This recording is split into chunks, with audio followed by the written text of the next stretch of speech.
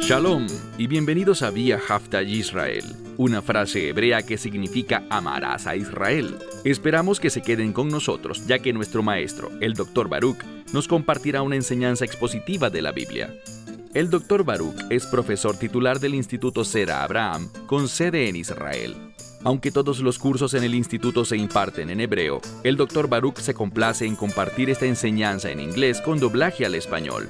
Para más información, visítenos en amarasaisrael.org o descargue nuestra aplicación móvil Mi Estudio Bíblico. Aquí está Baruch y la lección de hoy. Sin importar quién seas, dentro de ti hay un espíritu rebelde. Y la raíz de ese espíritu rebelde es el orgullo. Muchas veces en la Biblia vemos individuos con esa actitud y lamentablemente vemos las desastrosas consecuencias que tal espíritu trae. Lo que haremos hoy es mirar a un hombre y este hombre es el profeta Jonás. Dios lo usó a pesar de ese espíritu rebelde y le enseñó una lección.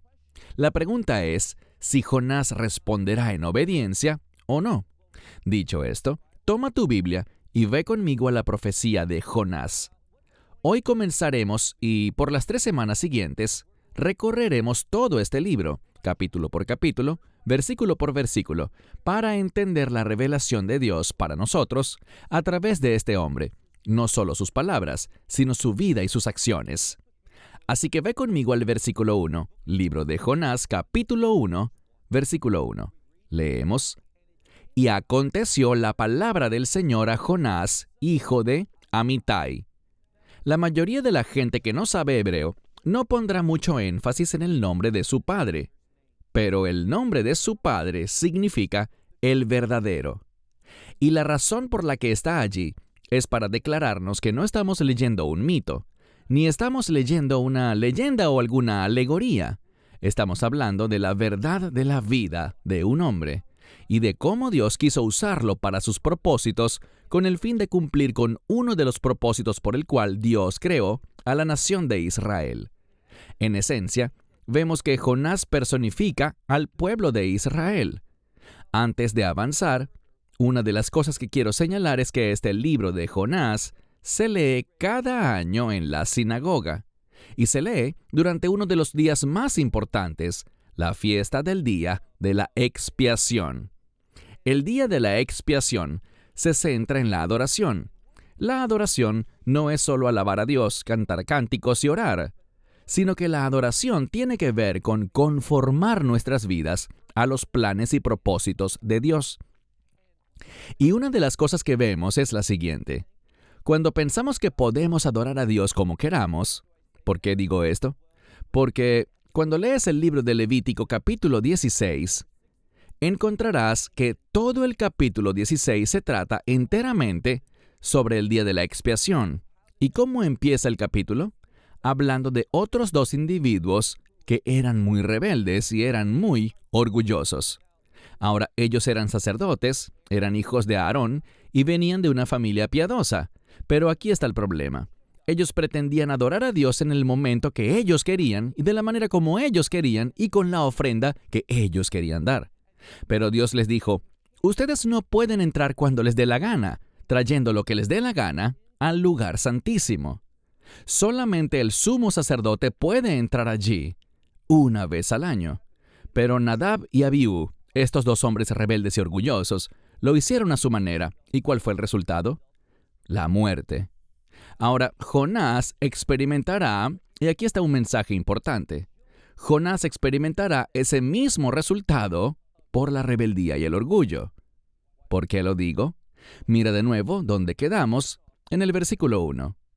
Y la palabra del Señor vino a Jonás, hijo de Amitai, diciendo, verso 2, levántate y ve a Nínive, o Nínive en español. Lo primero que quiero señalar sobre esta ciudad de Nínive es que no está en la tierra de Israel, sino que está en el reino asirio. Durante los días de Jonás, este reino conocido como Asiria era el principal enemigo de Israel. Así que Jonás está siendo llamado para ir al enemigo y hablar con ellos. Te pregunto algo. Usualmente, cuando le pregunto a la gente cuál era el mensaje de Jonás, la mayoría me responde que era un mensaje de arrepentimiento, ¿verdad? Pues déjame decirte que eso no es verdad. En ninguna parte de la Biblia encontramos que Jonás fue llamado a predicar arrepentimiento a la gente del imperio asirio, a los habitantes de Nínive. Él tenía un mensaje muy diferente y lo miraremos de cerca en unos minutos. Pero una vez más, versículo 2.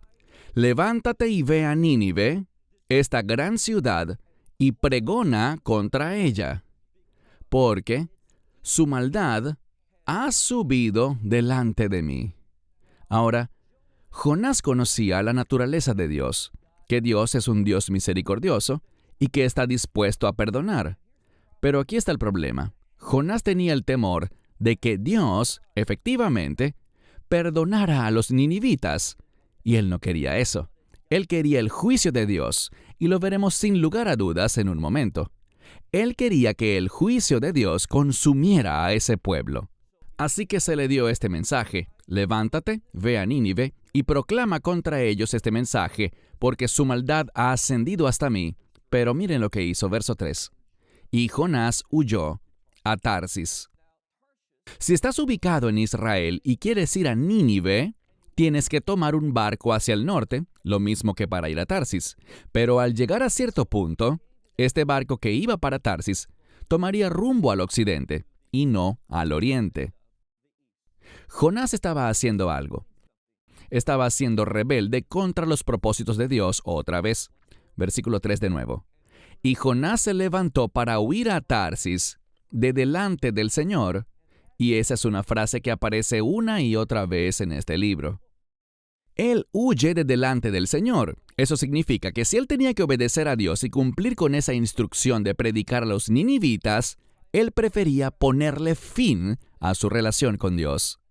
Y permíteme señalarte que a menudo, cuando nos rebelamos contra Dios, cuando caminamos en orgullo, cuando pensamos que nuestro camino es mejor que el camino de Dios, ¿qué estamos haciendo?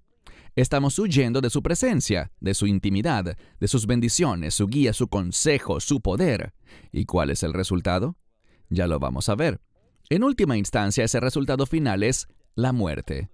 Entonces, Jonás se levantó para huir a Tarsis de delante del Señor. Y observen la palabra que sigue en el texto bíblico.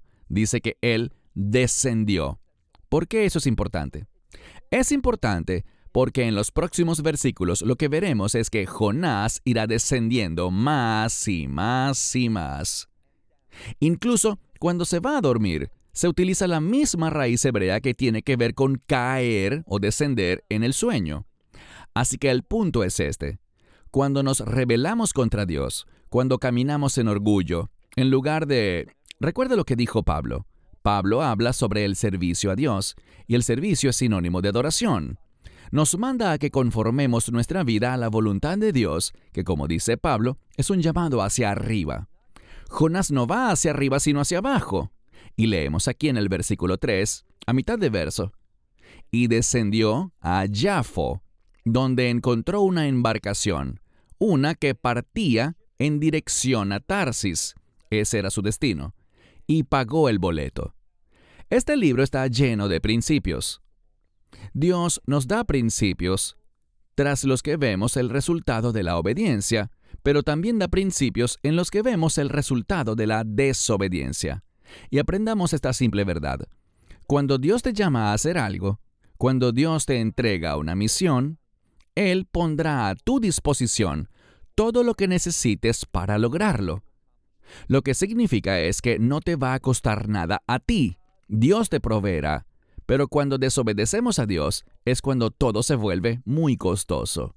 Por tanto, aquí no vemos la provisión de Dios. Vemos que Jonás pagó su boleto y descendió a él. Segunda vez que se usa esta palabra, descendió a él. Es decir, al barco para huir con ellos. ¿Con qué propósito? Para huir con ellos a Tarsis, y escucha bien, de delante del Señor. Ahora, lo que aprendemos aquí, y del hecho de que hasta ahora hemos visto 2 veces la frase de delante del Señor, es que Jonás realmente no valoraba su relación con Dios. Era más importante que Jonás hiciera su propia voluntad en lugar de honrar esa relación íntima que un profeta debería tener con Dios. Pasemos al verso 4. Pero Jehová arrojó. Ahora, Dios estará activo en la situación de Jonás. Una de las cosas que veremos en este libro es que todo el mundo y todas las cosas obedecerán a Dios. Dios hablará, Él señalará, Él actuará, y todo obedecerá a Dios excepto por una persona, Jonás. El Señor arrojó un gran viento al mar y se convirtió en una tormenta, una gran tormenta en el mar, de tal magnitud que el barco parecía que se destrozaría. Así de fuerte era la tempestad. Y los rabinos señalan que esta tormenta no era algo usual. Quiero decir, no hay registros de una situación en la que los marineros podrían creer que una tormenta sería tan fuerte que la nave podría quedar hecha a pedazos. Verso 5. Por esta razón, encontramos que los marineros tuvieron miedo y gritaban, cada uno clamando a su Dios. Y vemos algo más. Echaron a la mar los enseres que habían dentro de la nave con el fin de aliviar la carga de ellos. Aquí vemos algo más. Vemos otro principio importante. Estos marineros eran hombres de negocios. Tenían la responsabilidad de llevar esa carga a Tarsis. Y ahora, debido al pecado de Jonás, por su desobediencia, ¿qué ocurría? Ellos estaban siendo perjudicados. Aquí hay un principio. Tu pecado no solo te afecta a ti. Tu pecado puede tener un efecto, y por lo general tendrá un efecto, sobre los que te rodean. Me refiero a amistades, familia y compañeros de trabajo. Por eso es muy importante que si tienes un negocio, tengas a gente piadosa trabajando para ti, porque su pecado puede afectar tu negocio, puede causarte una pérdida, y eso es exactamente lo que vemos aquí. Estos hombres, por el miedo, estos hombres temían por su vida, al punto que tiraron la carga en el mar con el fin de aligerar la nave. ¿Y dónde estaba Jonás? No te lo pierdas. Mitad del verso 5. Jonás había descendido al interior de la nave, donde se acostó, y escucha bien, se echó a dormir. Esta palabra tiene la misma raíz que significa descender, pero tiene añadida una letra adicional. La palabra es nirdam, que se utiliza en hebreo moderno para la sustancia que se le da a una persona antes de una cirugía para ponerla a dormir. El cambio en el lenguaje aquí de la palabra normal para dormir significa que Jonás era incapaz, de la misma manera que alguien que está siendo preparado para una cirugía y no puede simplemente despertar, ya que la medicina le hace estar inconsciente. De esa misma manera, la desobediencia de Jonás, la rebeldía de Jonás, todo eso le hizo ser incapaz en ese momento de percibir lo que Dios estaba haciendo. Verán, todo lo que Dios estaba haciendo era por Jonás, con el fin de llevarlo a un entendimiento correcto de lo que se supone que un hombre de Dios debería hacer. Veamos ahora el verso 6. Leemos. Y el capitán se acercó a él, a Jonás, y le dijo, ¿qué es lo que te pasa, dormilón?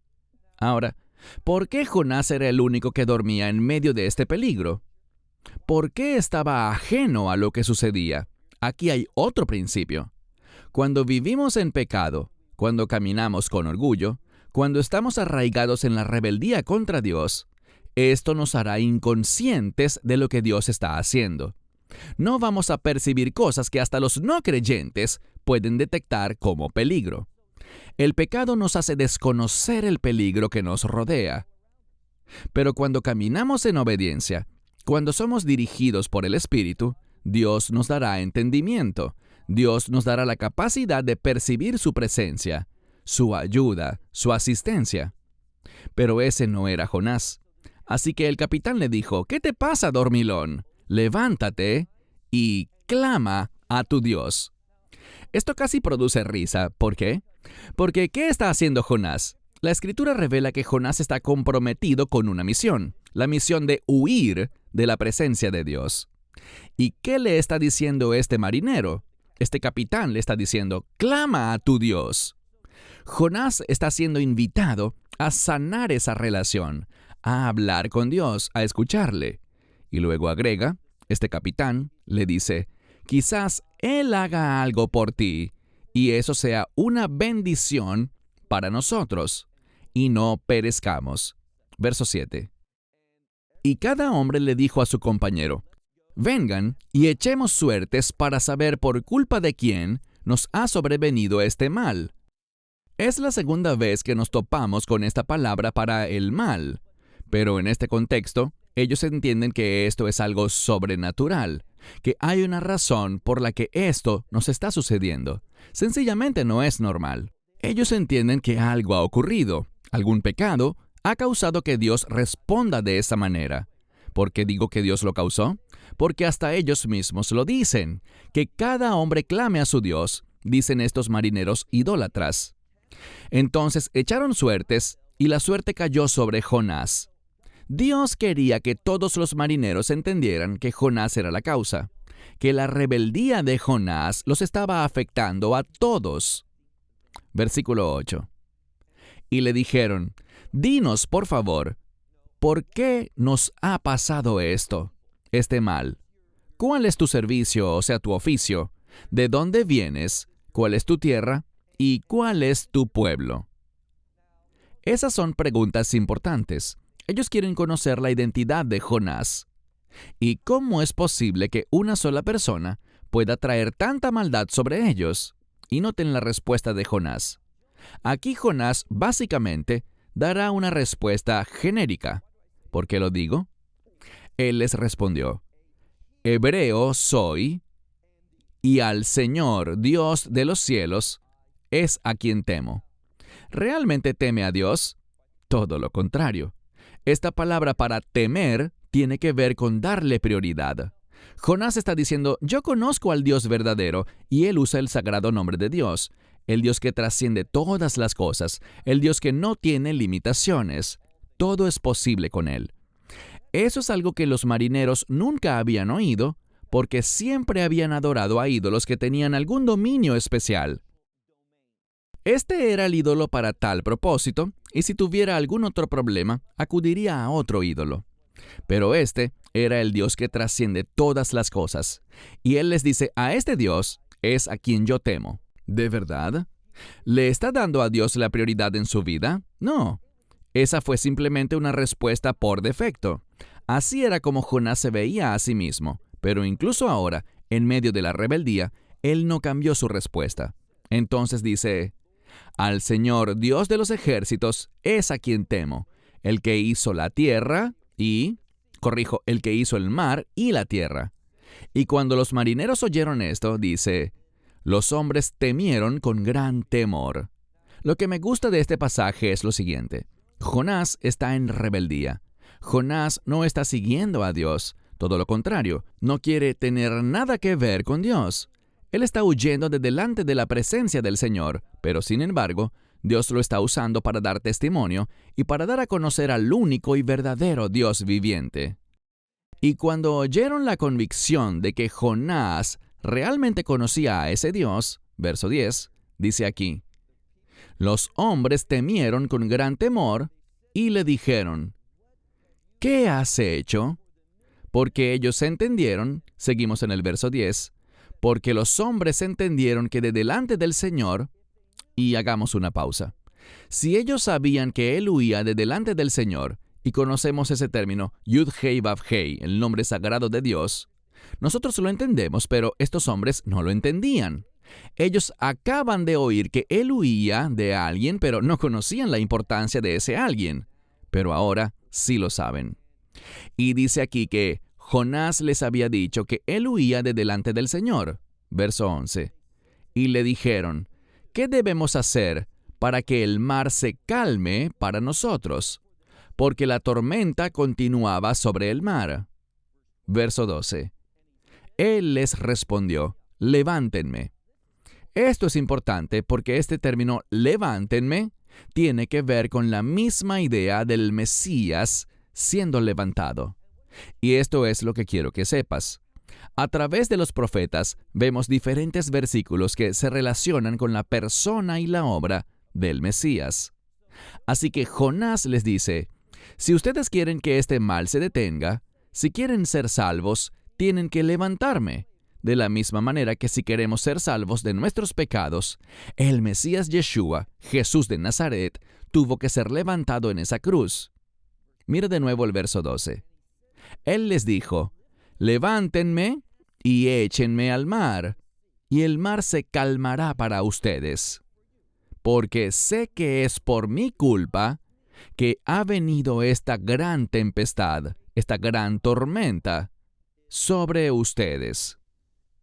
Jonás entiende la situación y está preparado para morir, no por servir a Dios, sino que él quiere morir para no tener que servir a Dios. Quiero compartirles una verdad muy importante que veremos también la semana que viene cuando estudiemos el capítulo 2. Lo que veremos es que Jonás no solo esperaba morir, sino que vamos a ver que Jonás ciertamente murió cuando cayó en el mar y entró al vientre de aquel gran pez, porque vamos a descubrir que él descendió bien abajo hasta el Seol. El Seol es el vientre de la tierra. Bíblicamente hablando, siempre que el término Seol se utiliza en la Biblia hebrea, es una referencia al lugar de los muertos. ¿Por qué esto es importante?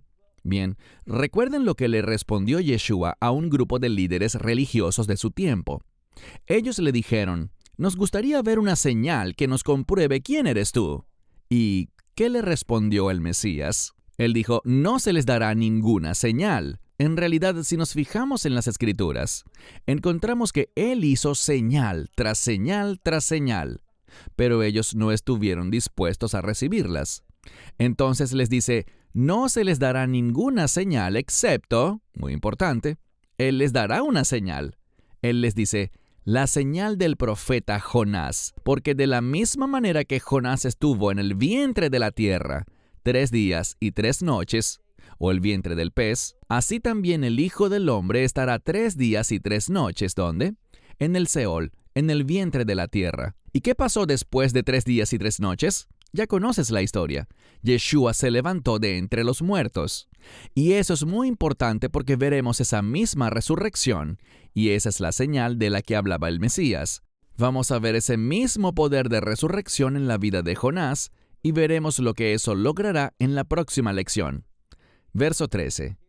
Aquí vemos que estos hombres estaban preocupados. Quiero decir, ellos no querían simplemente acabar con una vida humana. Entonces, ¿qué hicieron? Verso 13. Los hombres remaron para devolver la nave a tierra firme, pero no fueron capaces.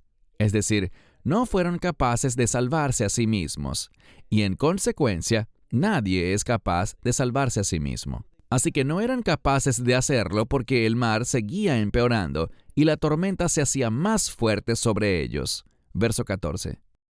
Y clamaron al Señor. Esta es la primera vez que estos adoradores de ídolos, esta es la primerísima vez que ellos claman a ese nombre, al nombre sagrado de Dios, el nombre que trasciende todas las cosas.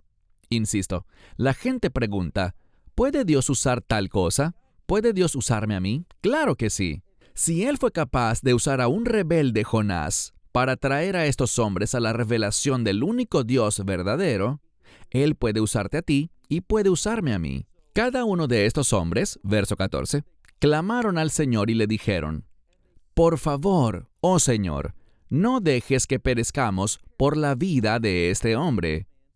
Porque, dice aquí, no queremos que nos acuses por sangre inocente, es decir, por el asesinato de un hombre inocente. Porque tú eres el Señor y tú haces lo que quieres. ¿Por qué está esa afirmación aquí? Está aquí para enseñarnos un principio muy importante. Y ese principio es que Dios es soberano. Lo que ellos quieren hacer, y estos marineros se hicieron muy sabios, porque ellos querían actuar de acuerdo con la voluntad de Dios y querían participar en ella. Ellos están diciendo, no hacemos esto esperando ser juzgados, no queremos perecer por derramar sangre inocente. Lo hacemos porque tu profeta nos lo dijo así. Lo hacemos entendiendo que tú eres el Señor de señores y que haces lo que quieres. Verso 15. y levantaron a Jonás y lo echaron al mar. Y de inmediato, esa fue una gran revelación. Eso les comunicó un gran mensaje. Dice, y el mar se calmó de su furia. Y los hombres temieron a Dios. Dice en el verso 16 que los hombres temieron con gran temor al Señor. Aquí tenemos otro principio importante. Hasta este punto, estas personas tenían miedo ¿de qué? Tenían miedo de eso que capturaba su atención. Todos sus pensamientos estaban enfocados en la tormenta. Estaban preocupados por la amenaza de muerte. Pero ahora, debido a esta revelación, la revelación que hizo Jonás sobre el único Dios verdadero, creador del cielo y de la tierra, ¿qué pasó? Los hombres temieron con gran temor al Señor. ¿Y a qué los condujo eso? A tener un espíritu sacrificial. En el momento en que entendieron quién era Dios, ¿qué hicieron? Ofrecieron sacrificios, sacrificaron ofrendas al Señor e hicieron un voto. Hicieron un compromiso. Quiero que veas una vez más que todo el mundo aquí está obedeciendo a Dios. Estos marineros, que eran hombres idólatras, en medio de la tempestad, a causa de estos acontecimientos, llegaron a la fe en el Señor Dios de Israel, y esa fe los llevó a presentar sacrificios y a hacer un voto, es decir, un compromiso. Pero Jonás no tenía una vida de compromiso. Y la pregunta que debemos hacernos es la siguiente. ¿Tenemos una vida de compromiso? ¿Demostramos el temor al Señor? ¿Tenemos un espíritu sacrificial? Estos hombres hicieron justo eso. Temieron a Dios con gran temor. Esto significa que le dieron a Dios la prioridad de sus vidas. A ellos no les preocupaba lo que otros pudieran pensar. No estaban pensando en la carga que llevaban y lo que les costaría perderla. Ellos pusieron a Dios en primer lugar, y ese es el estilo de vida de un verdadero creyente en el Dios de Israel. Así es como se comporta un seguidor del Mesías Yeshua. Ellos entienden el verdadero poder de la fe en lugar de la impotencia de la rebeldía ante Dios. Así que pagaron sus votos, ¿y qué sucedió? Vamos a ver que un gran acontecimiento le sucedió a Jonás, porque Jonás hizo algo. Jonás comenzó a cambiar en esta situación. Y muchas veces Dios nos lleva a una situación difícil para que podamos cambiar. Pero por ahora se terminó el tiempo. Hasta la próxima semana, cuando continuaremos con la profecía de Jonás, capítulo 2. Esperamos que te hayas edificado con el mensaje de hoy y lo compartas con otros. Te invitamos a seguir nuestros estudios cada semana por este canal y por el portal de YouTube de Amarás a Israel. También puedes descargar nuestra aplicación móvil gratuita, Mi Estudio Bíblico. Finalmente, para obtener más información sobre nosotros, visita nuestra web amarasaisrael.org, donde encontrarás otras conferencias de Baruch en audio, video y texto. Hasta el próximo programa. Que el Señor te bendiga en Yeshua HaMashiach, Jesús el Mesías, mientras caminas con Él. Shalom desde Israel.